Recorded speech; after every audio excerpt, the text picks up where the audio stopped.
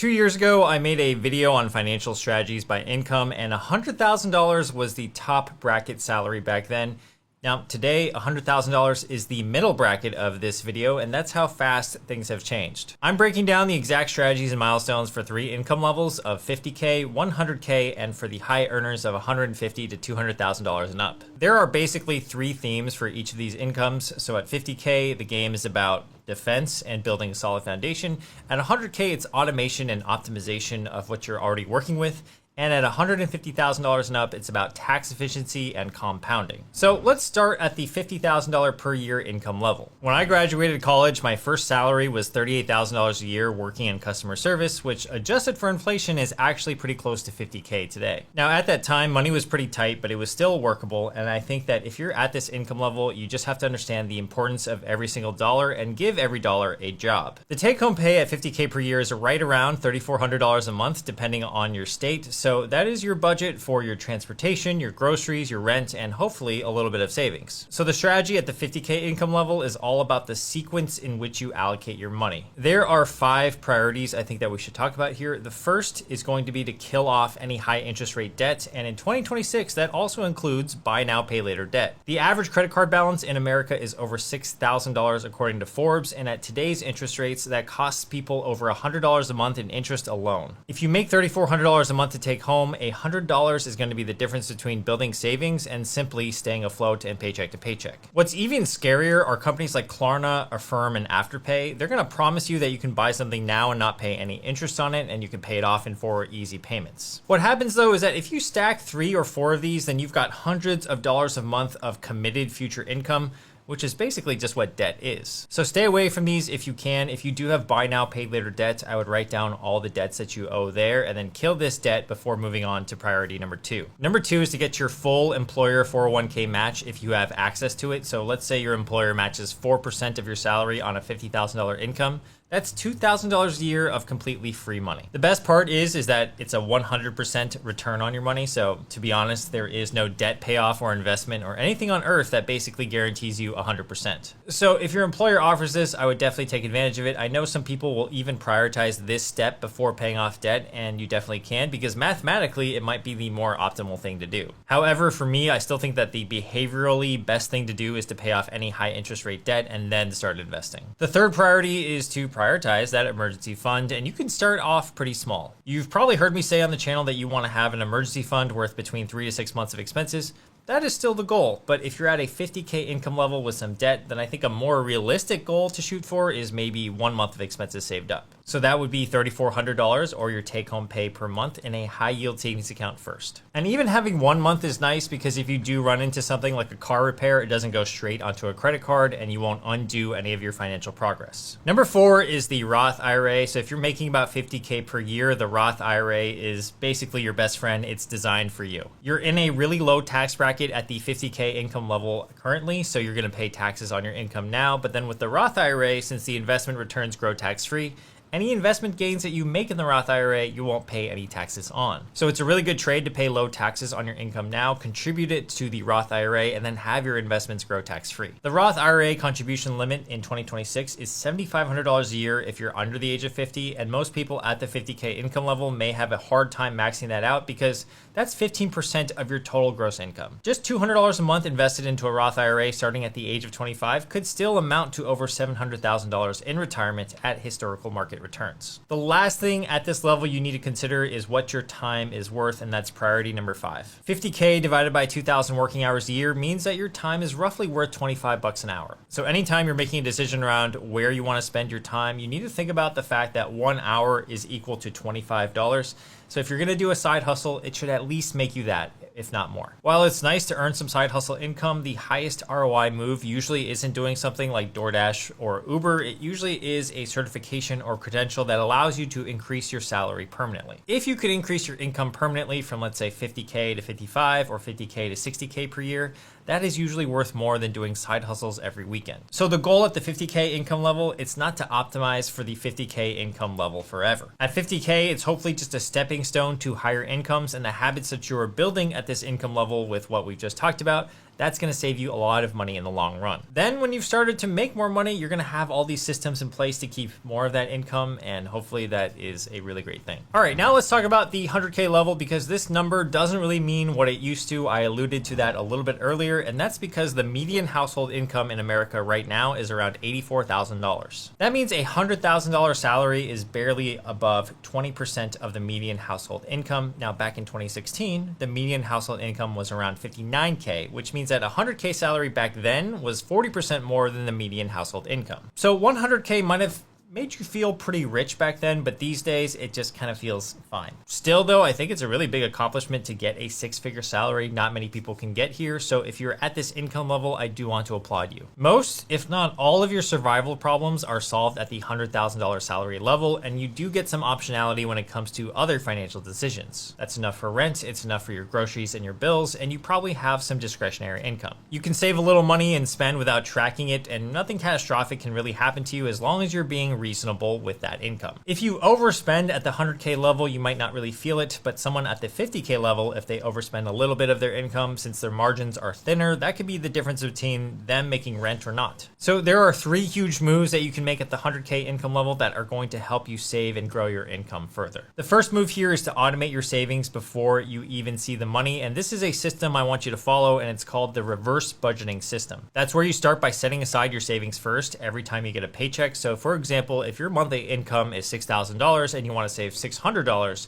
you would set that $600 aside before doing anything else. Then you can use the remaining $5,400 for all of your other expenses. Now the trick here is to automate it so that you can't spend it at all, the savings that is, or that it doesn't even hit your account. And in this way, you won't even need a real budget because you've already reverse budgeted already. Now, in terms of how much you should be saving, I always like to aim for a 15% savings rate.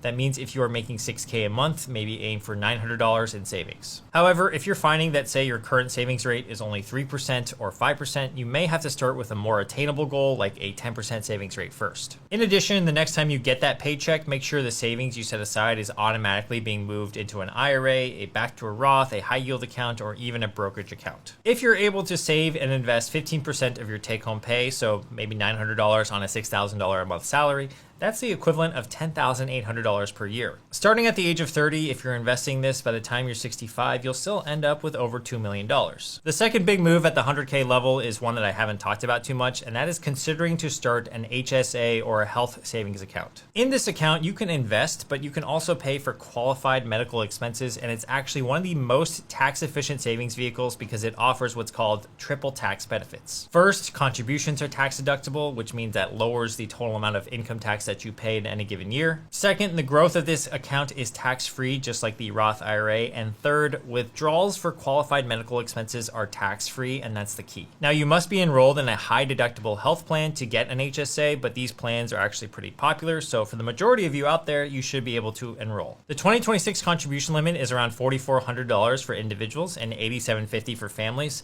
Now, here's the strategy with this. You want to max out the HSA, you want to invest the funds within the HSA, and then you want to pay your medical bills out of pocket and save the receipts. I know that sounds pretty weird. Why would you pay your medical expenses out of pocket when you just started an HSA? Well, that's because there is a loophole. There is no time limit on reimbursing yourself. So that means you can reimburse yourself against your HSA in the future. So pretend you contribute $4,000 into your HSA. You invest that money, it compounds at 8% for 30 years, and in 30 years, that's worth about $40,250. Meanwhile, over the same 30 years, you're paying your medical bills out of pocket with your regular money, and you're saving all the receipts. So let's say at the end of the 3 decades, you have receipts for $1,500, $2,000, and $3,000.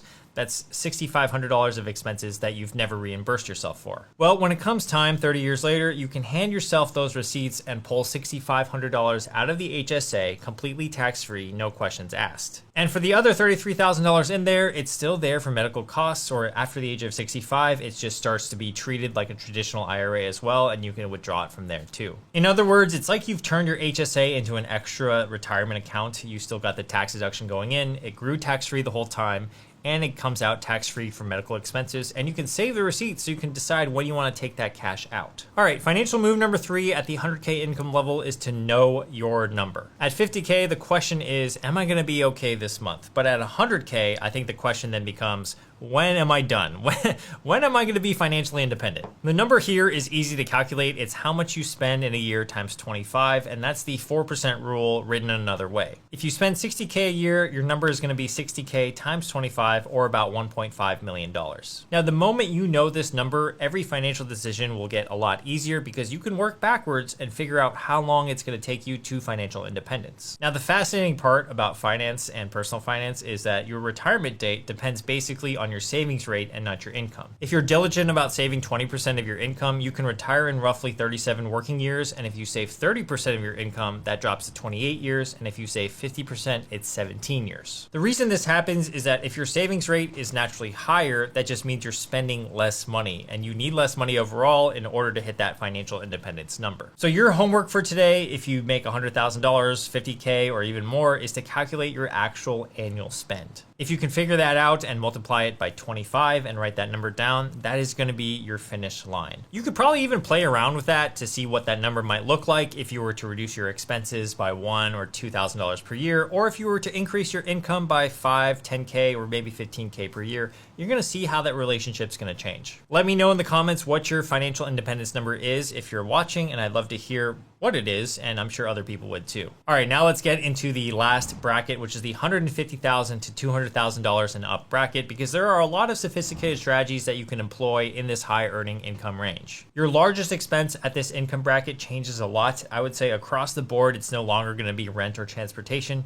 It's usually taxes. The marginal tax bracket at this income range is going to be around 24 to 35%, and most of the time it's going to be above that 30% number. So the more in taxes that you can save here, the better your compounding will be for your overall wealth. Now, speaking of compounding, we also want to prioritize the safety of our money at this level, because once you start making higher of an income, capital preservation starts to enter the strategy. All right, so the first move you can make at this income range is the backdoor Roth IRA. You might have heard this if you make more than 150K per year, but at $153,000 in income, if you're a single filer, you can no longer make a full contribution to the Roth IRA, and past 168K, you can't contribute to one anymore. To fix this, many high earners opt for what's called a backdoor Roth IRA, and that works in 2 steps. First, you contribute to a traditional IRA since there's no income limit for it, and most importantly, you don't invest the money. And then all you have to do within your brokerage account is click the button, convert it to a Roth. The only times where this gets a little bit tricky is if you already have an existing traditional IRA with funds invested. At that point, you would have traditional IRA funds as well as Roth IRA funds, and so you need to be careful and avoid what's called the pro rata rule. I'll leave a link on a resource on how to do the backdoor Roth IRA as well as mistakes to avoid in the description below. If you're able to do this successfully though, it's one way to really shelter your income from your overall tax burden. Another type of backdoor Roth IRA is what's called the mega backdoor Roth. This is something that companies will actually allow you to take advantage of, namely big tech companies like Google, Microsoft, Meta, and Amazon, to name a few. I'm going to leave a full list of all the companies offering a mega backdoor Roth in the description below, so you can check that out after this. So here's how it works. In the mega backdoor Roth, you can actually contribute beyond the normal contribution limit of $24,500 per year. So first you would contribute that amount, the 24.5K, into your normal 401k. And then Amazon, for example, they set up their own after-tax account for you, which is a perk that you get for working there. This allows you to contribute 42.5K more dollars to an after-tax account. And then from there, you do an in-plan conversion to a Roth. That's pretty crazy now, because if you're someone who has access to this, you are contributing up to $67,000 of your own money per year into this account. And this is going to really help you generate that wealth over time. I am pretty jealous. I don't have access to this, but if you do, you definitely should take advantage. The second move you need to consider at this income range is just simply diversifying your portfolio. There is a high earners playbook from the Henry Finance Reddit, and I will link this also down below in the description, but they suggest having 80 to 100% in equities under the age of 50, with a small allocation of 5 to 10% in alternatives like precious metals or crypto if you're comfortable with that. After you're 50, you want to adjust downward to 70% or 60% in equities to reduce volatility and preserve capital. For additional diversification, you can even consider adding in international ETFs, which have been performing pretty well as of recent. I think this recommendation from this guide is pretty spot on. I've shared on this channel before that the younger you are, the more risks that you can take because you're in this phase of generating wealth.